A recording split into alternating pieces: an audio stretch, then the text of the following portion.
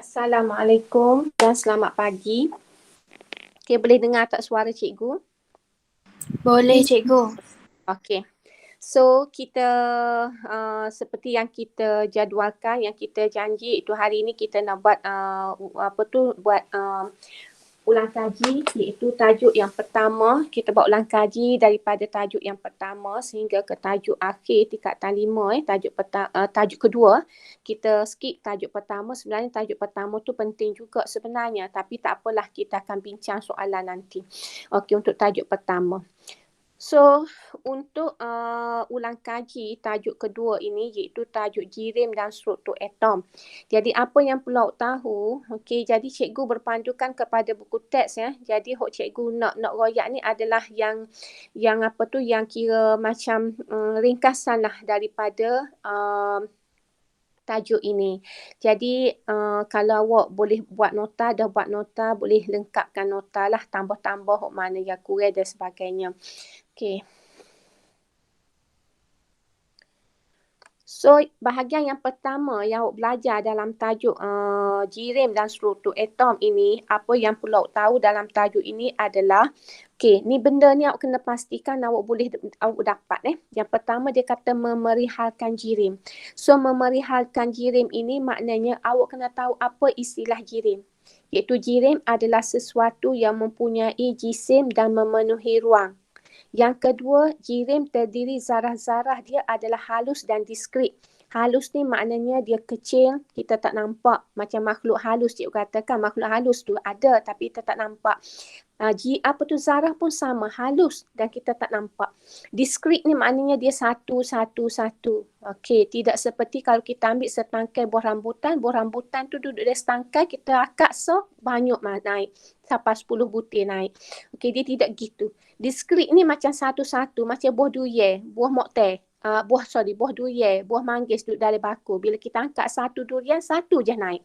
Okay, yang lain tak naik. Itu kita panggil diskret, iaitu satu-satu.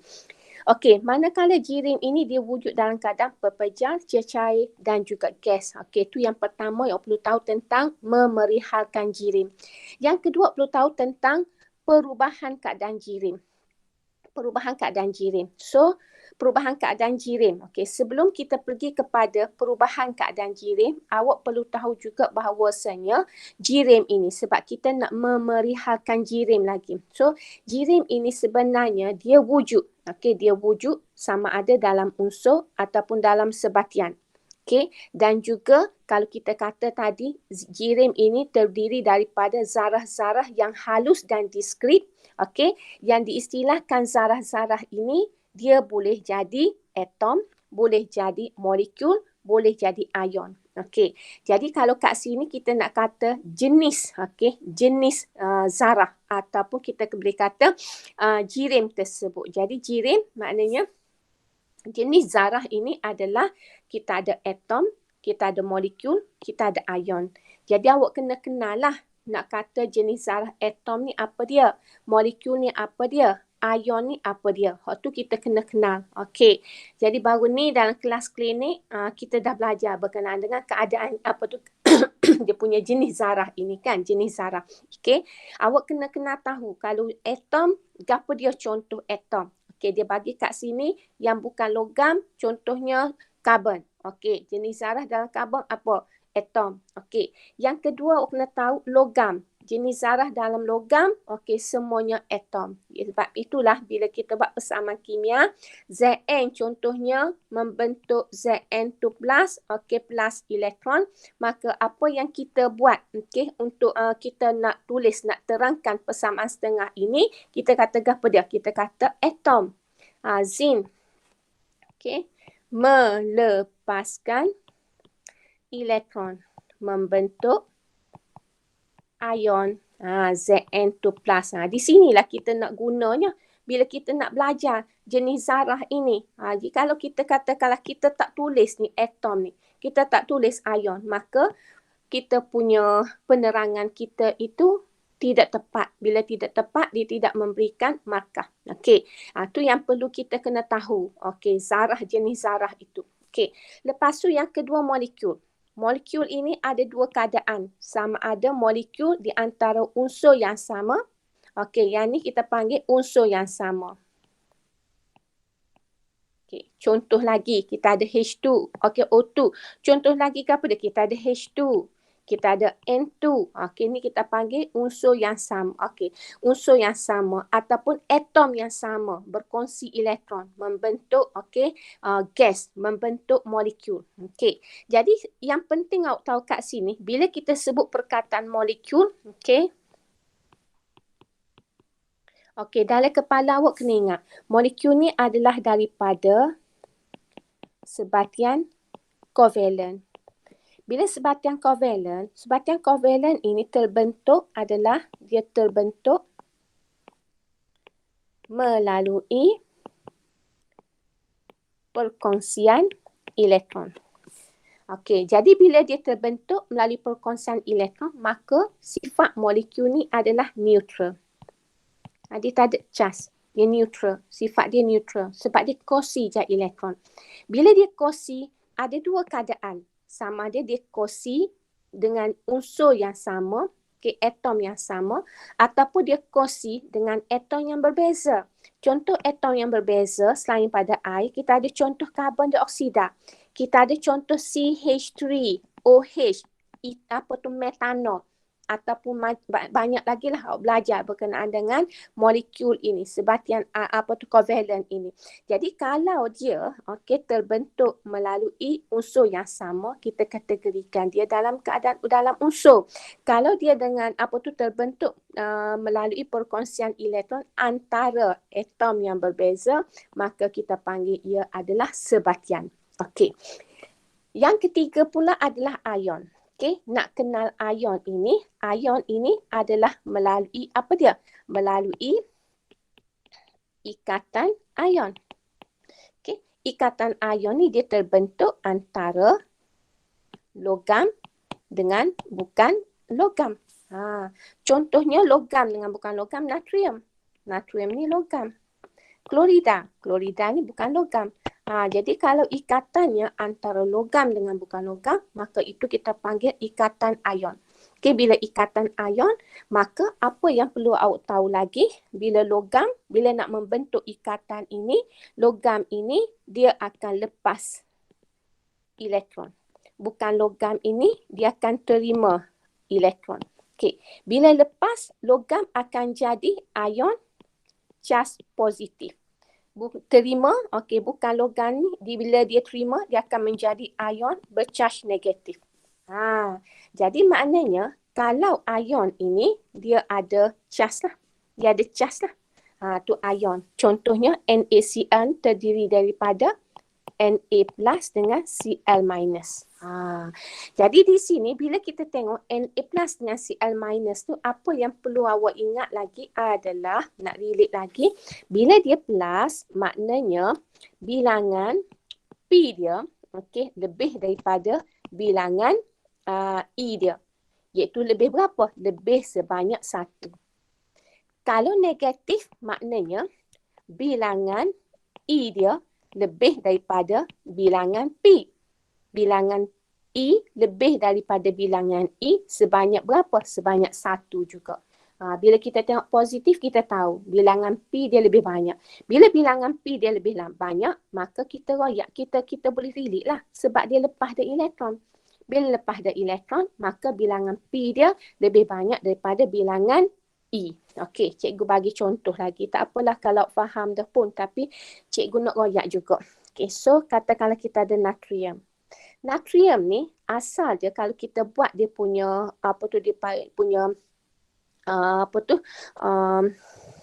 simbol bagi unsur kan. Dia 23, 11 kan.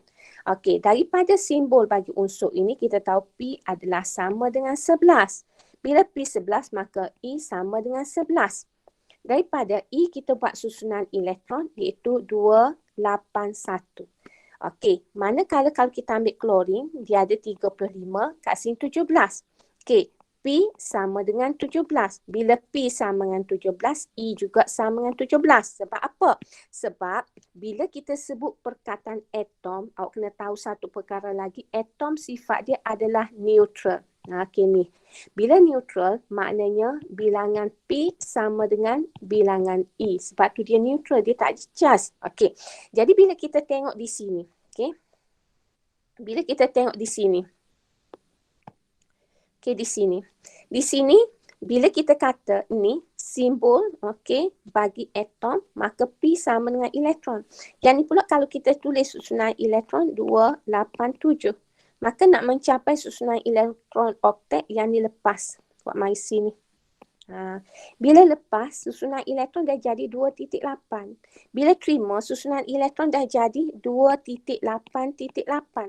Okey, maka 2.8.8 maka di sini bilangan E dia sama dengan 18. Di sini bilangan E dia sama dengan 10. Maka di sini P masih lagi 11. E dah jadi 10.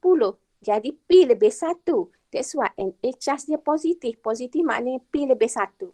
Bila P lebih 1 maka kita tahu atomnya sudah lepaskan 1 elektron. Manakala klorin pula, okey, daripada asal 17 dia neutral, dia tak ada charge. Tapi nak mencapai susunan elektron oktet bila dia combine dengan natrium, maka atom atom Cl ni dia terima 1. Bila 1, susunan elektron dah jadi 2 lapis-lapis, bilangan elektron dah jadi 18. Proton dia 17. Jadi elektron dia lebih 1. Lebih 1 maknanya dia bercharge negatif. Jadi sekarang ni, bila awak tengok ion, awak kena ingat apa dia? Bila ion tu charge positif, maknanya atomnya sudah lepas elektron. Bila ion tu terima charge negatif, maknanya atomnya sudah menerima elektron. Okey, atomnya sudah menerima elektron. Okey. Okey, boleh itu kat situ? Boleh kan? Boleh cikgu. Okey. So kita pergi kepada seterusnya. Okey, seterusnya.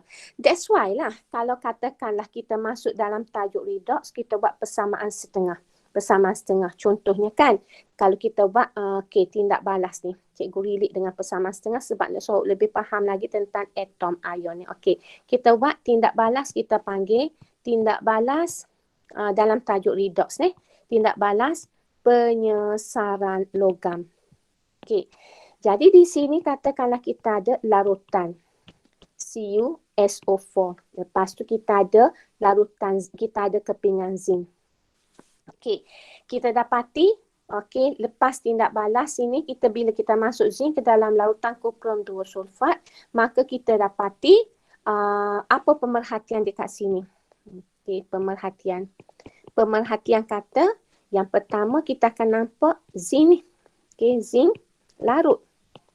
Okey, ataupun kepingan zinc menipis ataupun mengecil. Okey, yang kedua kita akan nampak enapan perang terbentuk. Okey. Yang ketiga kita akan nampak warna biru. Larutan menjadi biru muda. Okey. Okey, sekejap cikgu nak ambil buku teks.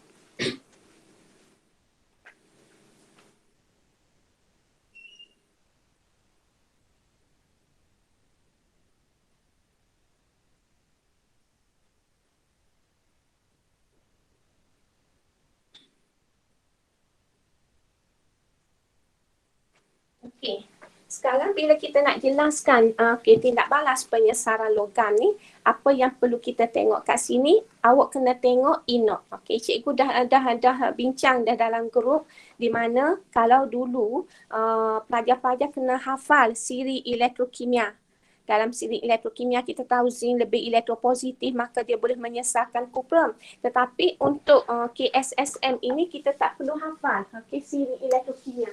Apa yang kita perlu buat kat sini adalah kita tengok inok. Okey. So sekarang ni cikgu rujuk muka surat 24. Kalau ada buku teks bersama-sama dengan awak, muka surat 24, okey, jadual 1.0 siri keupayaan elektropiawai. Okey. Dalam siri keupayaan elektropiawai ini kita nak tengok inok. Inok. Okay, inok. So kita pun tengok inok zinc daripada situ. Dalam soalan biasanya akan bagilah inok ni. Dia akan bagi jadual kat belakang, jadual inok tersebut. Jadi daripada jadual itu kita dapati nilai inok zinc adalah tolak 0.76V, manakala inok kuprum adalah sama dengan Cu ni sama dengan positif 0.34. Okay, positif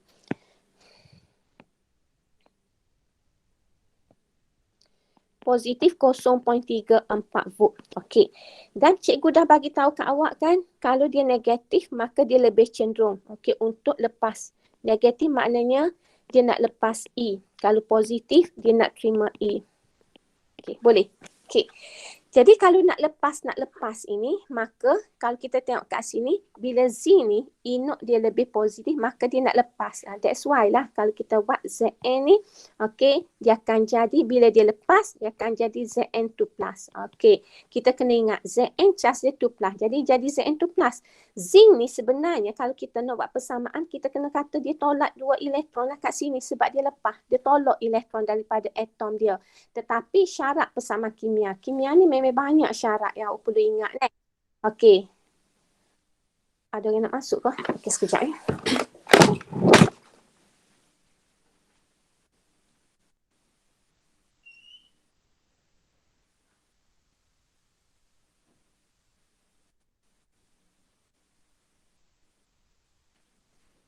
Okey, sorry. Tak ada pun.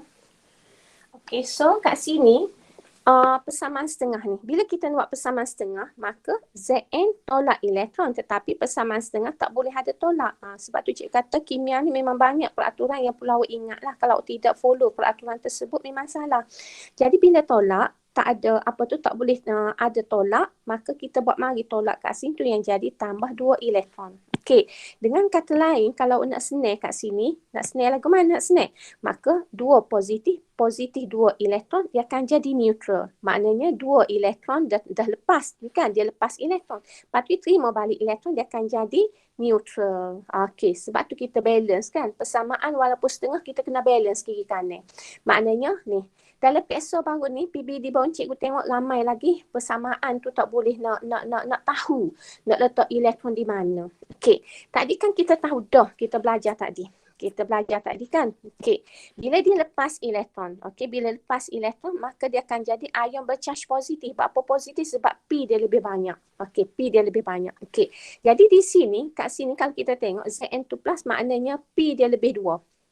Bila P lebih 2, bila ditambah 2 elektron, dia akan jadi neutral. Itulah kita kata 2 positif 2 elektron. Jadi atom. Okey, sama juga kalau kita ambil Cu2+. Okey, Cu2+, dia akan jadi Cu. Okey. Jadi nak letak mana? 2+, nak letak mana? Okey. Jadi bila Cu2+, kita tahu dah. 2+ tu makna P dia lebih 2. Bila P lebih 2, nak suruh dia jadi neutral, atom ni neutral. Maka dia kena terima 2 elektron. Barulah dia jadi neutral. Barulah bilangan atom dia akan sama dengan bilangan elektron. Okey. Ni situasi di sinilah yang bila awak tak faham lagi sini bab pecah positif, bab pecah negatif, bila mari kepada half equation itu, setengah persamaan itu, awak tak boleh nak letak positif kat mana, positif elektron dekat mana. Okey, jadi kita tak boleh nak nampak benda tu. Jadi sekarang ni cikgu harap awak boleh selesailah masalah setengah persamaan tu. Mana nak letak mana. Jadi nak letak mana ni kita kena tengok charge dia pun kena imbang. Nak imbang lagu mana. Tadilah maknanya ilmu kita ni kita perlu tahu apa dia ilmu kita. Okey, kita perlu tahu kalau charge positif maknanya proton lebih. Charge negatif maknanya elektron lebih. Jadi di situlah awak boleh imbang E dia. Okey. Selesai. Ada soalan nak tanya?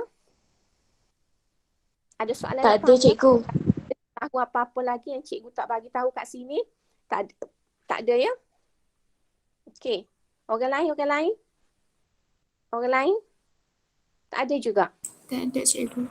Tak ada, cikgu. Okey. So cikgu harap jangan dia lah. Awak royak je nak tanya gapo-gapo, jangan duduk malu. Sebab apa? Sebab sebabnya masalah kita tu kalau kita tak selesai dia akan jadi lagi banyak. Bukan kongsi kita tidak. Okey, masalah dalam ngaji ni dia tidak akan selesai dengan sendiri. Okey, selesai bila kita nak selesai benda tu. Jadi nak selesai kalau tak faham kena tanya. Okey. So kita pergi kepada kita punya yang kedua. Okey, tadi yang pertama kan kita tengok semula yang pertama. Okey. Yang pertama dikata memerihalkan jirim.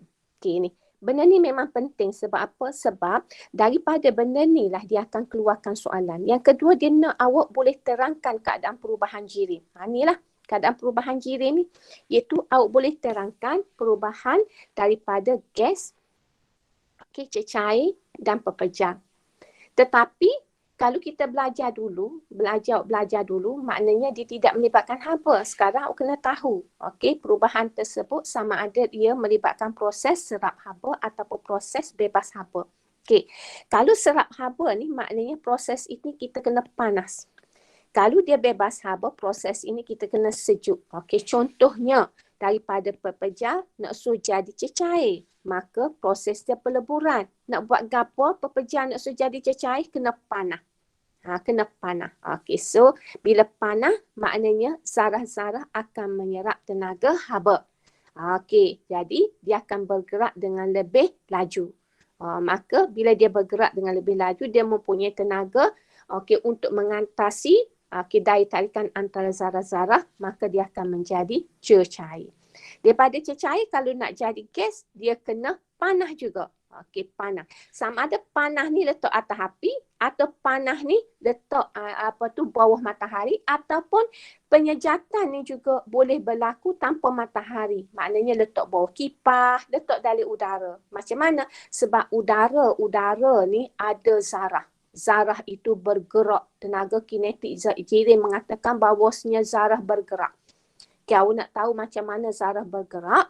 Okey, biasanya kita akan nampak sama ada suluh lampu ataupun cahaya matahari masuk ke tingkap, akan nampak melalui cahaya matahari tu nampak ada partikel-partikel sedang bergerak kecil-kecil. Kita tak nampak kalau tak ada cahaya tu. Okey, jadi ada zarah bergerak macam itulah. Bila dia bergerak, dia akan kalau kita ada air ni kan, air kat sini. Okey, so kita ada zarah-zarah air kat atas ni. Okey, ni ada bawah-bawah. Jadi bila zarah ke atas ni dia gerak, dia akan melanggar.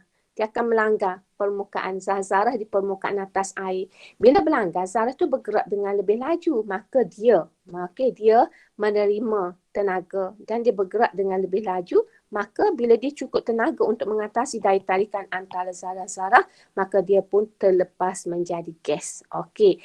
Jadi penyejatan ni berbeza dengan pendidihan. Penyejatan ni dia berlaku di atas permukaan sahaja. Tetapi kalau pendidihan, kita panah ni air, kita panah daripada bawah, kita panas, maka di sini berlaku perolakan. Air panah naik atas, air sejuk turun bawah. Air panah naik atas, air sejuk turun bawah. Sampai kalau dia mendidih, semua akan jadi gelegok. Maknanya suhu kalau kita letak sini suhu 100, sini 100, sini 100. Maknanya keseluruhan tu suhu dia akan sama. Jadi dengan secara tak langsung tidak melibatkan permukaan, yang melibatkan semua. Maknanya ada tenaga zarah yang sudah dapat mengatasi daya tarikan antara zarah, maka dia terlepas ke atas. Okey, cuma proses untuk pendidihan dia berlaku keseluruhan, tetapi proses penyejatan ia hanya berlaku di permukaan atas sahaja. Okey, kemudian dia jadi gas. Okey. Selain daripada awak perlu mengetahui dari segi haba sama ada proses itu proses pemanasan ataupun proses itu proses penyejukan, sama ada nak haba diserap ataupun nak haba dibebaskan, maka awak kena tahu juga tentang susunan. Okey, susunan. Okey, zarah-zarah dalam pepejal. Contohnya zarah dalam pepejal disusun padat, teratur. Nampak tak teratur? Okey, tenaga kinetik zarah dia rendah.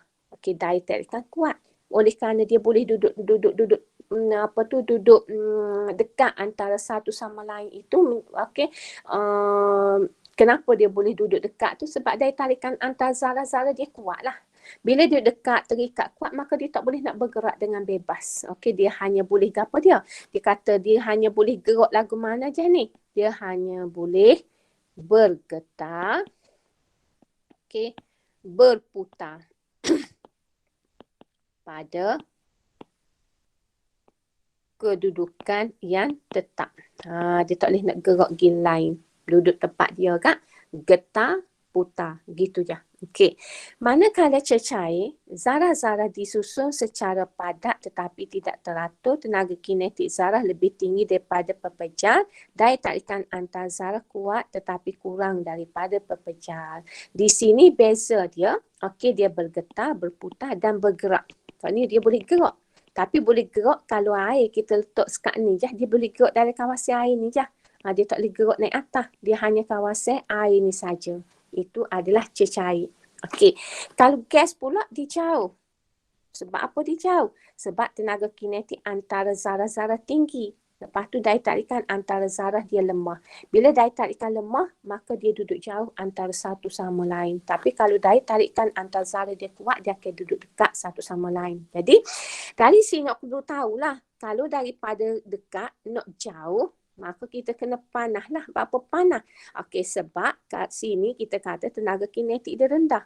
Bila tenaga kinetik nak suruh dia tinggi, maka kita kena panah. Panah ni kita bagi tenaga kinetik kepada zarah, maka dia akan jadi bergerak dengan lebih laju. Maka bila zarah itu sudah mempunyai tenaga yang mengatasi daya tarikan antar zarah, maka dia akan terlepas jadi gas. Okey, ini yang kedua yang perlu awak tahu. Okey, tentang perubahan keadaan jirim dan juga awak perlu tahu keadaan jirim lah. Keadaan jirim ada 3, pepejar, cecair, gas. Okey.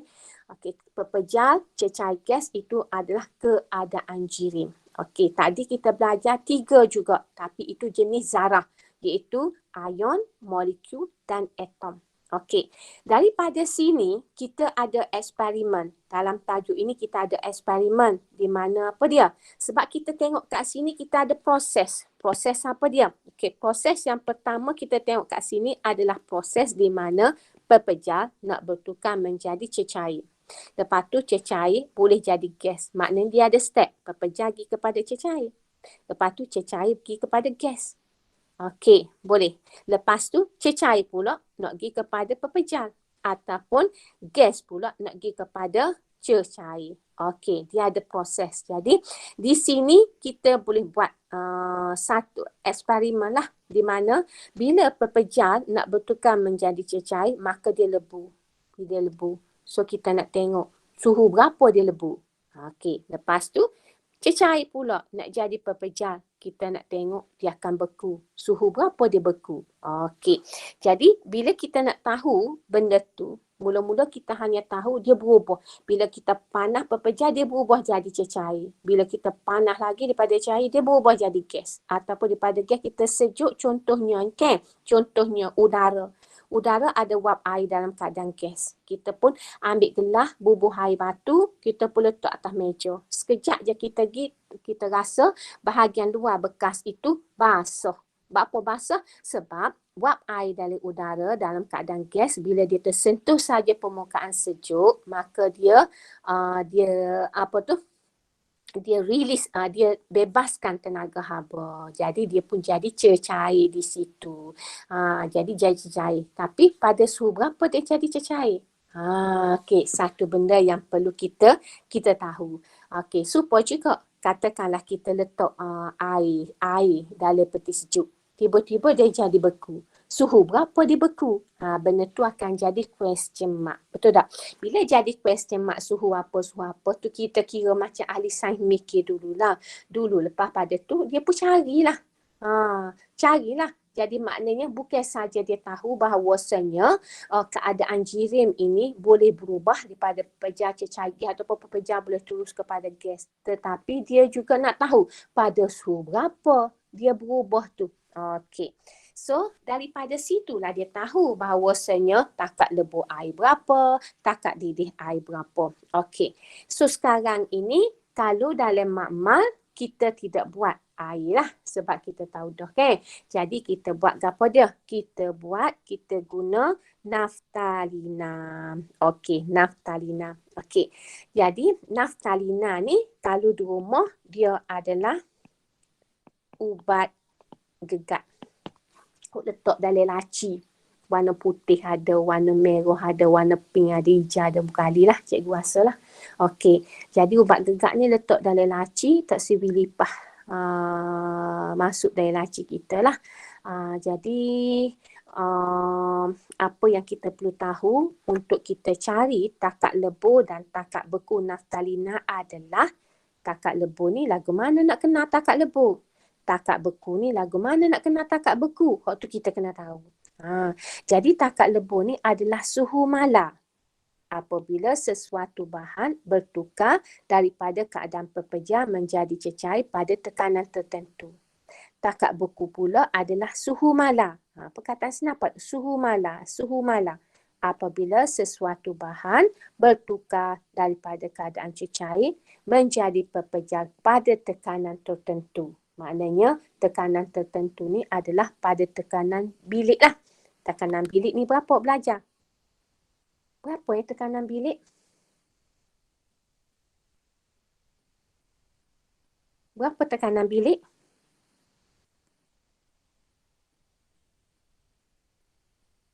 Tak belajar dalam fizik tekanan bilik.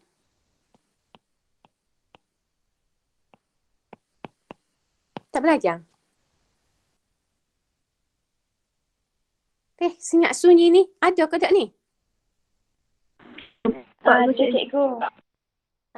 Ada? Belajar tak tekanan bilik? Belajar cikgu. Belajar? Okey.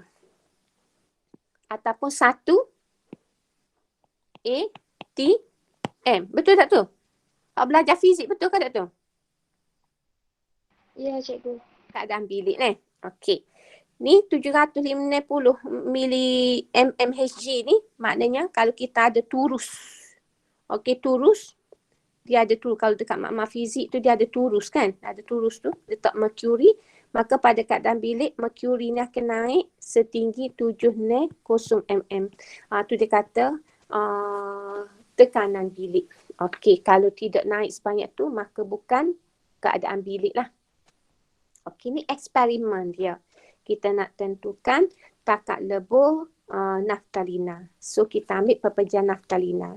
Jadi, diagram ni, awak hafal diagram. Okey, lepas pada tu kita tahu nak menulis prosedur. Tetapi yang cikgu tahu, cikgu pun tak tahulah. Sebabnya kalau dulu ada soalan kertas 2, soalan nombor 10 tu dia kata huraikan eksperimen untuk menentukan takat lebur bagi naftalina. Contohlah.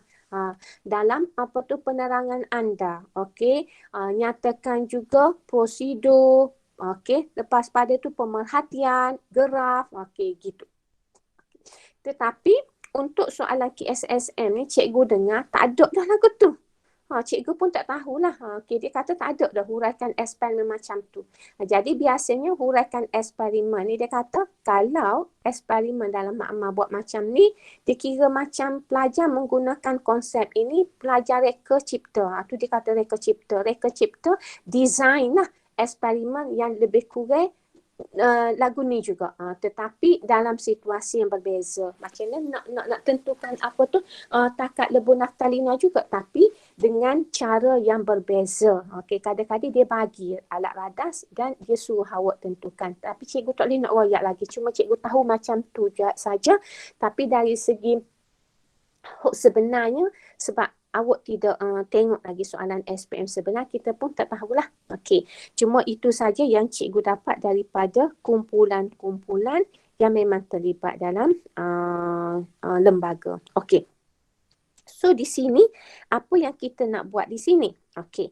Jadi apa yang kita buat, kita recall balik yang kita buat eksperimen ini masa tingkat tepat. Cikgu rasa kita buatkan eksperimen ini kan sebab awal-awal tahun tu kita tidak ada masalah PKP kita tahun lepas tu start bulan 3 tak silap cikgu. Kalau bulan 3 rasanya kita tak sempat buat eksperimen tajuk 3, betul tak? Betul tak tu? Betul cikgu. Buat ni kan? Okey. Jadi langkah yang pertama, apa yang awak buat, kita recall balik kan? Mula-mula awak masuk air. Okey. Lepas tu awak masuk naftalina. Lepas tu awak apik tabung didih tu. Okey, lepas pada tu awak masukkan tabung didih ni dalam air. 4. Lepas tu awak panah air. Lepas tu guna termometer ni yang ke-6 awak kacau deh. Kacau. Yang ke-7 bila suhu dah mencapai 60 degree Celsius, awak pun ambil bacaan. Bacaan suhu setiap 30 saat hingga dia naik ke 90 degree Celsius. Kalau awak ingat lah ni. Jadi bila dah sampai ke 90 degree Celsius, maka awak cepat-cepat akak ni daripada ni air, okey, lap sikit permukaan dasar tabung didih ni, cepat-cepat masuk dalam kelalangkun. Bila masuk dalam kelalangkun, awak pun ambil lah. Okey, ni kena kacau. Awak pun ambil suhu. Okey, kat sini masa dalam second, lepas tu suhu dalam degree Celsius. So ambil lah every 30 second. Okey, ni 30. Okey, lepas tu 90, ni 90. Okey, ni pun sama. Ambil masa daripada awal. Okey, jadi cumanya kat sini ni masa dalam second. Okey, suhu dalam degree Celsius. Hak ni kosong, suhu dia berapa? 90 kita start kan? Okey, hak ni kosong, suhu dia 90 kita start ni. Sebab kita habis ending dia 90. Lepas tu kita tengoklah. Suhu naik sampai ke tak tahu berapa saat tetapi suhu mencapai 90. Hak ni pun kita tak tahu berapa saat sehingga suhu mencapai 60. Ni eksperimen dia ni. Ingat lagi tak eksperimen ni? Ingat kan? Okey. Daripada eksperimen ini, kita pun dapat apa dia? Dapatlah kita plot graf kan? Plot graf. Cuma di sini apa yang perlu kita tahu, bila kita masuk makmal, kita berdepan dengan bahan kimia, maka kita kena tahu, okey, langkah berjaga-jaga untuk sebarang aktiviti makmal. Contohnya bila kita menggunakan naftalina, di mana dia kata okey, kekurangan glukosa 6-fosfat, okey, dehydrogenase, okey, G6PD nama dia, ialah suatu penyakit genetik. Pendedahan naftalina kepada pesakit kekurangan G6PD akan menyebabkan hemolisis, iaitu pemusnahan sel darah merah. Hal ini akan mengakibatkan pesakit itu berasa letih dan pening. Ni kita punya kita perlu tahulah. Okey, bukan saja ni saja kita perlu tahu. Banyak ni kalau kita ada penyakit genetik ni. Okey, kita kena tahu apa dia sebenarnya, sebab seorang individu tak sama dengan individu yang lain, sebab dia bergantung kepada genetik. Okey, genetik masing-masing, keturunan dia tu lagu mana. Ada setengah keturunan tu Tuhan bagi dia kecil mani, maka dia kena beringatlah dia tak boleh makan benda mani kuat sangat sebab dia ada keturunan kecil mani. Kalau dia tak beringat, dia makan supaya orang segar, orang biasa, maka dia cenderung untuk lebih cepat mendapat kencing mani. Sama juga orang kanser. Orang kanser ni ada kanser keturunan, contohnya kanser kanser payudara. Kanser payudara itu keturunan. Jadi bila ada keturunan, maka kita kena avoid perkara-perkara bahan kimia yang boleh menyebabkan kita mendapat lebih cepat lah. Okay, maknanya bila kita kontrol, macam macam saudara cikgu dekat KL tu, mak dia kanser payudara. Jadi dia tahu dia ada genetik kanser. Jadi dia pergi test, dia kata bahan radikal pun banyak dalam tubuh dia. Jadi dia memang dia tak mandi, dia tak pakai sabun apa semua, dia memang dah ready dah. Memang dah dia tak sick, dia takut benda tu kan. Jadi dia pun tahulah bahawasanya apa dia tak boleh buat. Jadi dia pun list kan, dia tak buatlah macam mandi dah lama dia tak mandi dengan sabun, sebab dia tak nak avoid bahan kimia. Jadi bila kita tahu benda tu, maka kita boleh buat langkah berjaga-jaga. Macam COVID lah ni lah. Kita tahu COVID tu, okey, tendensi untuk kena tupu boleh. Jadi kita pun jaga SOP. Jangan pergi duduk tempat orang ramai, kena pergi pakai mask apa semua, tangan kena cuci semua. Okey, kerap mencuci tangan. Jadi benda-benda tu kita kena ambil perhatian. Ni sumpah lah. Okey, jadi kalau kita tak ada masalah, Tuhan bagi kita duduk dalam keturunan yang sihat, segar bugar, tak ada kata gapo-gapo.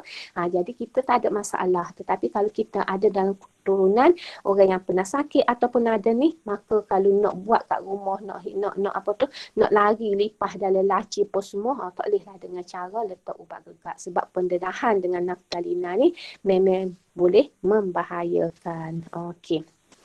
So, bila kita buat eksperimen pemanasan tadi, maka kita akan dapat graf macam ni. So kita akan dapat suhu malar sebenarnya untuk beberapa ketika. Dan suhu malar ini adalah takat lebu. Okey, dan kalau kita tengok keadaan sarah, di mana keadaan sarah ini, kalau daripada masa suhu ni meningkat, keadaannya adalah perpecahan. Okey, keadaannya adalah perpecahan. Tetapi bila dia malar, keadaannya adalah perpecahan dan juga cecair. Okey, perpecahan dan juga cecair. Sehingga semuanya, bila C ni dia dah jadi cecair semuanya, maka barulah suhu meningkat balik. Okey, dalam keadaan ni sarah dah menjadi cecair. Dan kalau katakanlah kita nak panah lagi, kita akan dapati suhu malar lagi, iaitu pada takat beku. Naik lagi, kita akan dapat sini, ini adalah takat didih. Jadi maknanya daripada eksperimen ni dapati bahawanya setiap kali berjumpa dengan takat didih ke takat beku ke, suhu akan malar. Okey, bila dia berubah jadi gas semula, dia akan naik semula. Okey, itu yang kita perlu tahulah. Jadi di mana kita nak cari takat lebur dia, maka kita akan tengok di mana suhu malar, maka inilah takat leburnya. Dan kalau kita nak tengok keadaan sarahnya, ada pepejah dan ada cecair. Sebab pada masa itu, zarah-zarah pepejah nak bertukar kepada cecair. Okey. Kemudian kalau kita tengok, graf untuk penyejukan pula daripada 90 ni, okey, 90 tadi kita kacau letak dalam kelalangku, kacau, ambil suhu setiap 30 saat dan kita dapati suhu malar juga. Okey, pada suhu malar itu kita tengok mula-mula dia dalam keadaan cecair. Okey, suhu malar. Bila suhu malar kita akan nampak dia ada cecair, dia ada gas kat sini. Cecair, dia ada perpecahan. Okey, so tak ada kat sini kan. Okey, so perpecahan campur cecair. Okey. Kemudian bila dah jadi perpecahan semula, maka suhu akan turun balik. Okey, maka di sini sebenarnya dia dah jadi perpecahan. Bila perpecahan, suhu turun balik. Okey, dan di mana suhu malar ini adalah takat beku. Apa yang perlu tahu kat sini, okey, kenapa takat ni, kenapa suhu malar? Kenapa kat sini naik, kenapa kat sini naik, kenapa sini tak naik? Sedangkan hakikatnya kita panas serupa je. Panas je.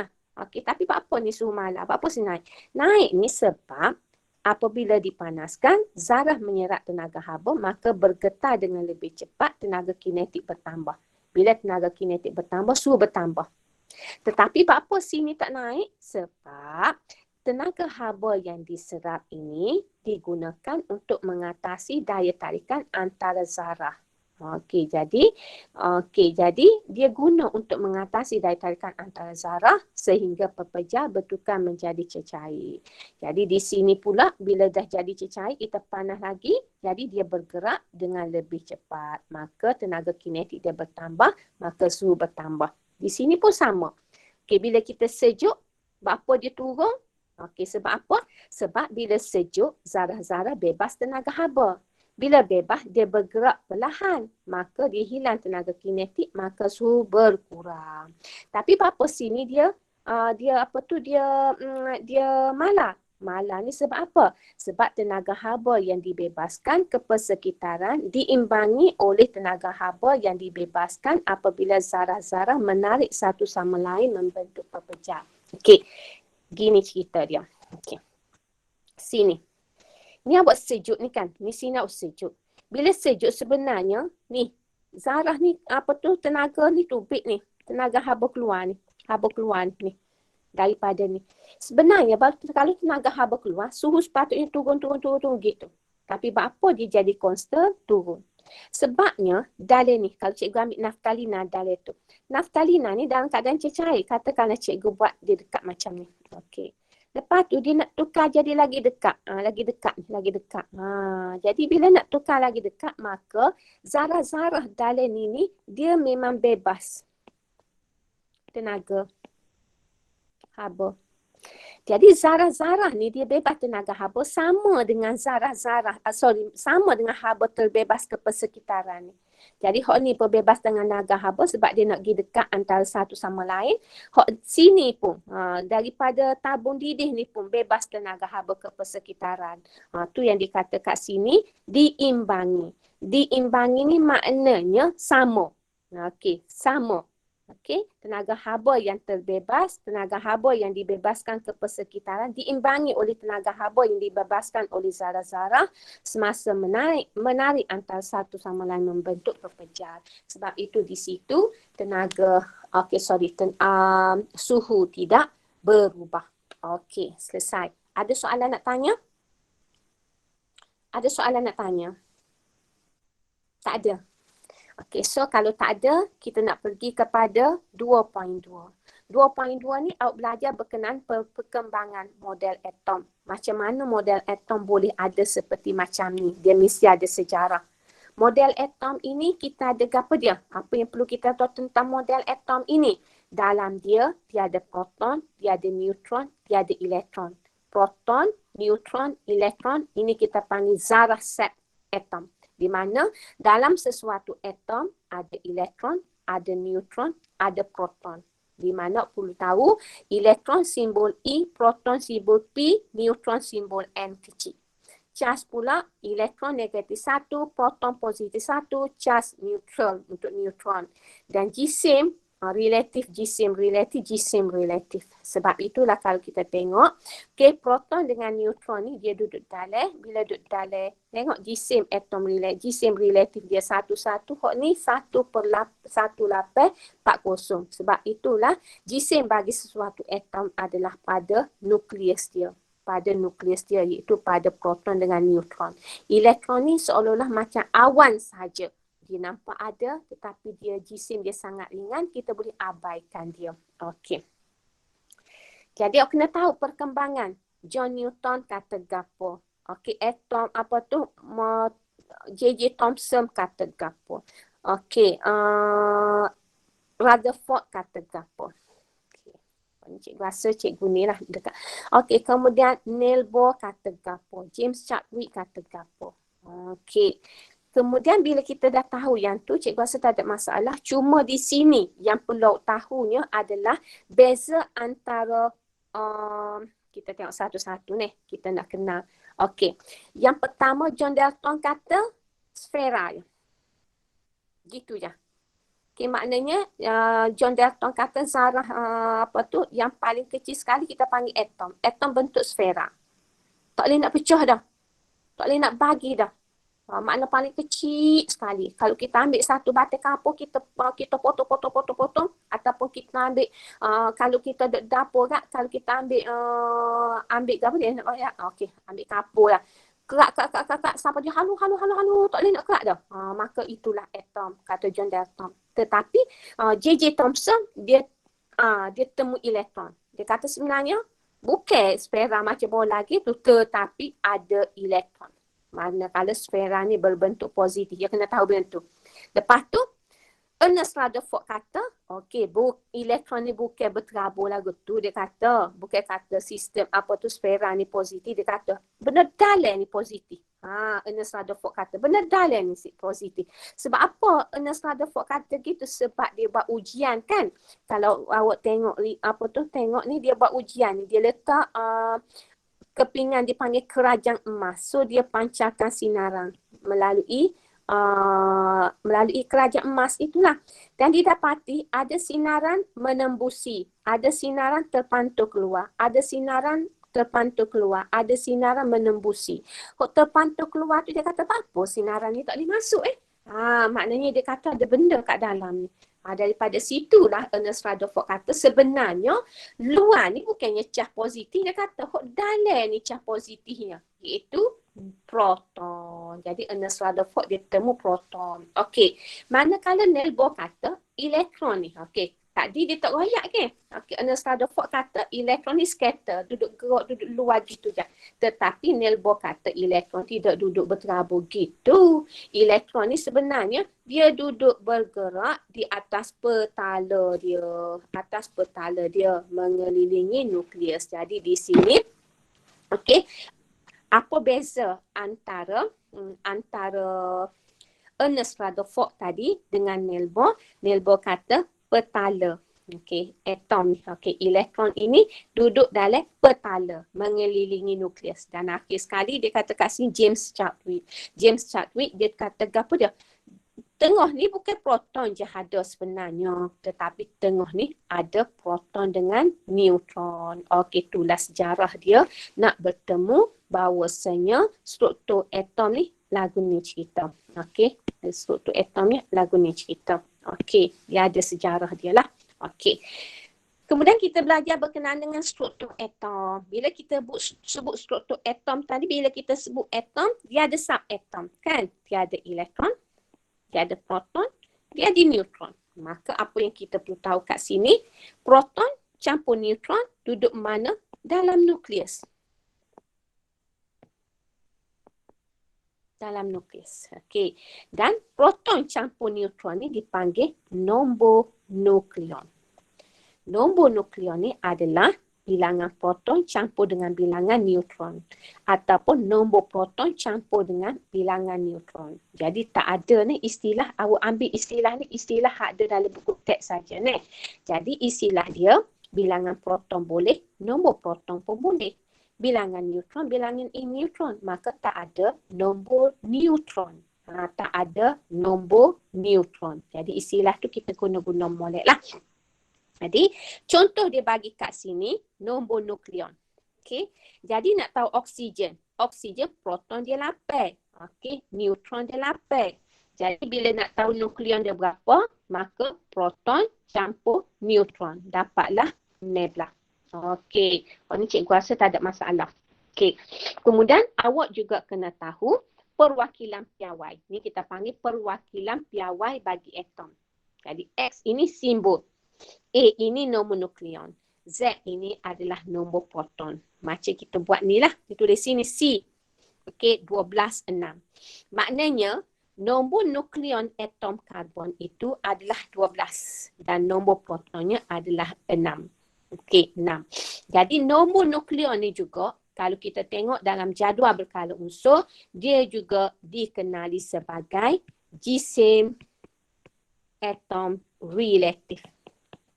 Jisim atom relatif. Okey. Ada soalan nak tanya? Tak ada. Okey. Kemudian kita pergi kepada nak melukis. Dua perkara yang perlu tahu kat sini adalah struktur atom, susunan elektron. Okey.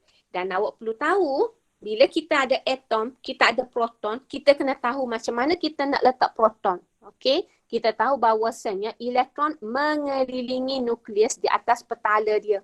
Jadi apa yang kita perlu tahu? Petala pertama muat 2 je.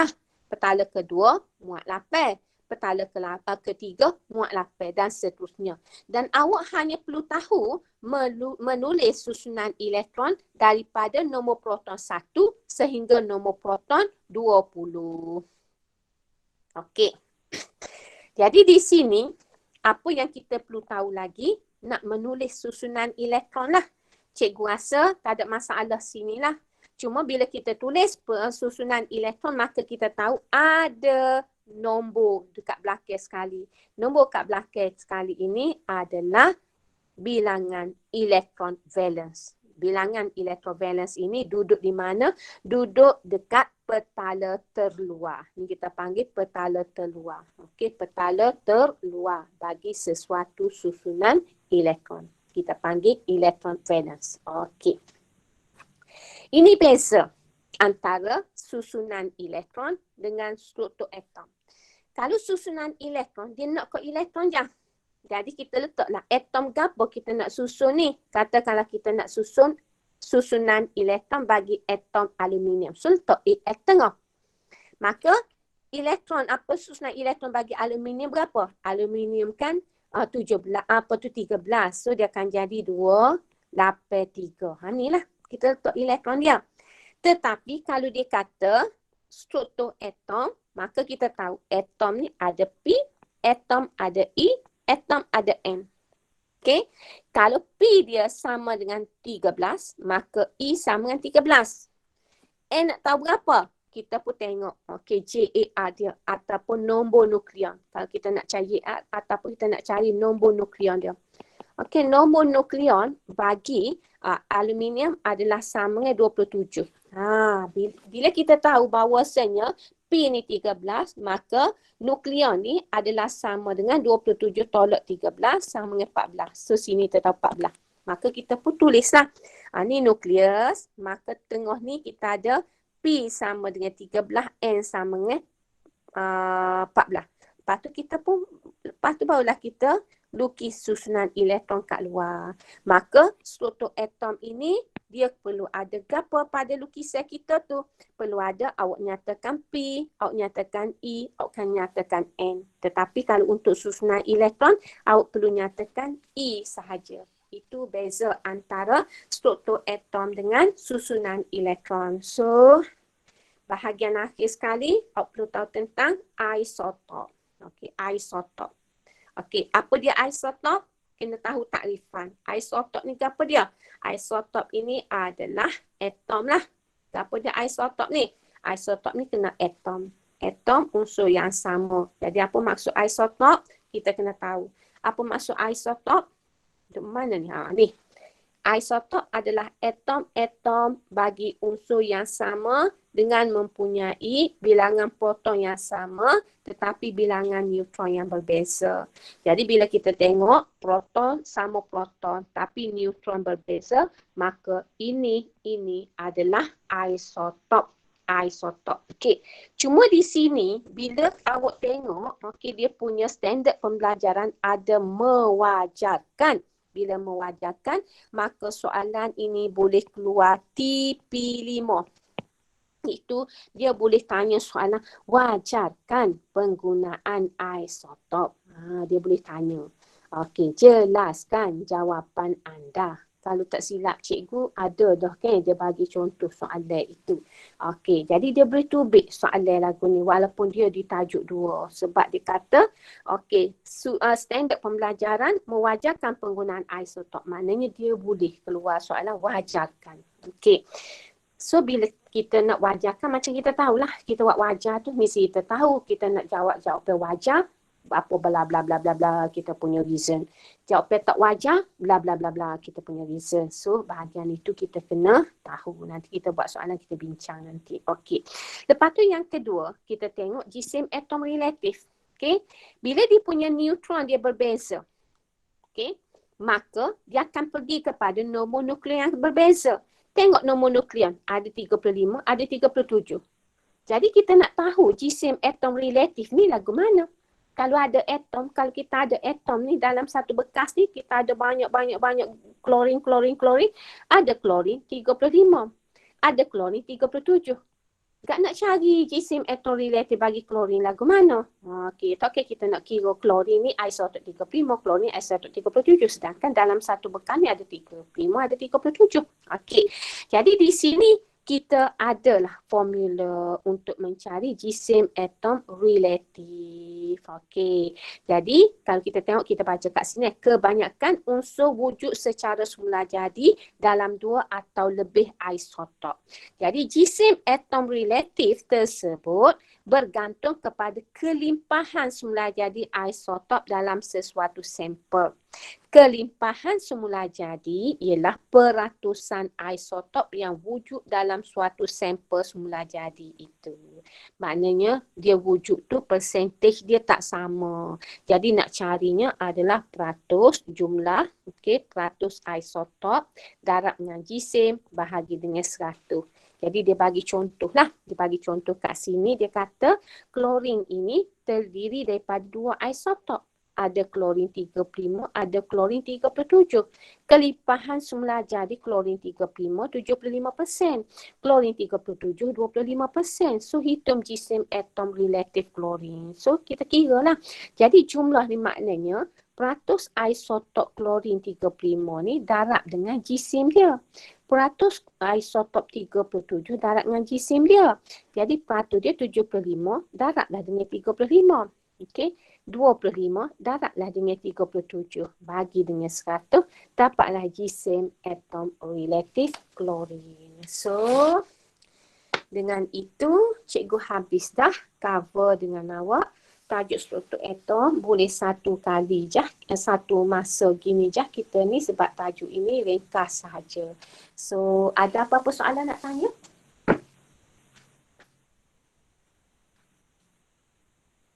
Cikgu nak tanya.